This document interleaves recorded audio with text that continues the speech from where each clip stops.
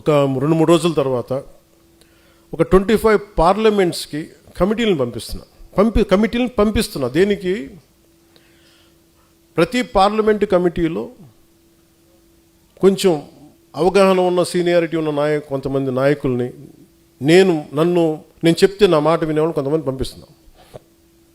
వాళ్ళతో పాటు పార్టీ ప్రారంభించినప్పటి నుంచి ఇప్పుడు దాకా పార్టీ కోసం వెన్నంటే ఉన్న సాధక్స్ని, పార్టీ మెంబర్షిప్లో కన్సిస్టెంట్గా ఉన్న వ్యక్తుల్ని ఒక 3 కొంతమంది పార్టీకి పనిచేసి కొంత అనుభవం ఉన్న కొంతమంది స్థానిక రాజకీయాల్లో ఒక 3 నాయకుల్ని, ఒక 7 మంది. వీళ్ళని ఎలా పంపిస్తున్నారంటే వీళ్ళు పార్లమెంటరీ కమిటీ కాదు, ప్రతి నియోజకవర్గంలో ఎంతమంది సాధక్స్ ఉన్నారు, ఎంతమంది నాయకులు ఉన్నారు, వాళ్ళు ఏ పనులు చేశారు. సపోజ్ మీరే ఉన్నారు ఇక్కడ, నేను పలానా రాజోల్ నియోజకవర్గం నుంచి వచ్చాను, నేను పలానా గ్రామం, పలానా మండలం, పంచాయతీ ఇక్కడ వచ్చాను, ఈ కమిటీకి ఇవ్వండి.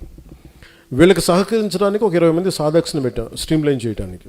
ఒక రూమ్లో ఇలా కూర్చుంటే వేదిక పైన ఒక 7 మంది ఉంటే సహకరించడానికి. దేనికంటే ఎవరు పని చేశారో నేను నాయకులను పంపించట్లేదు. నేను మనోహర్ గారిని పంపిస్తే మనోహర్ గారికి 10 మంది తెలియచ్చు, 25 మంది తెలియచ్చు.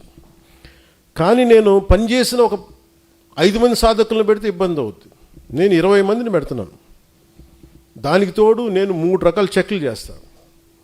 అందరి ఆమోదయోగ్యం తీసుకొని ఒక్కొక్క నియోజకవర్గానికి వీళ్ళు ఇన్ఛార్జ్, అక్కడ రిసోర్సెస్ మొబిలైజ్ చేయగలడు, కొంత ఖర్చు పెట్టగలడు అతని కోశాధికారిగా, కొన్ని చేయగలడు అతను, కొన్ని సెక్రటరీ, ఇట్లా కొన్ని స్ట్రక్చర్ చేశాను. నేను ఇది 2007 నుంచి వెయిట్ చేస్తున్నా ఈ స్ట్రక్చర్ని రియలైజ్ చేయడం కోసం.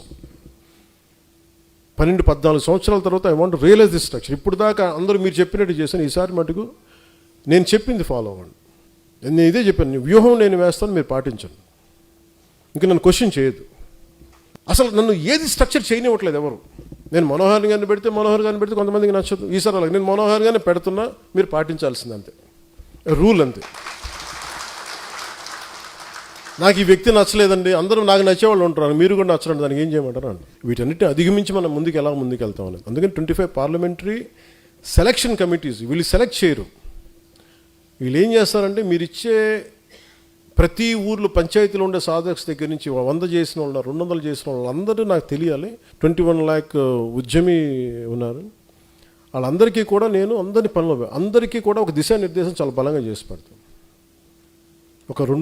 నేను ఇప్పుడు స్టార్ట్ చేసింది నెక్స్ట్ మంత్ ఫస్ట్ వీక్లో ప్రారంభిస్తాం. నా కోరిక ఏంటంటే ఆగస్టు 14కి మొత్తం అన్ని కమిటీస్ అయిపోవాలి ఆంధ్రప్రదేశ్ మొత్తం సంబంధించి.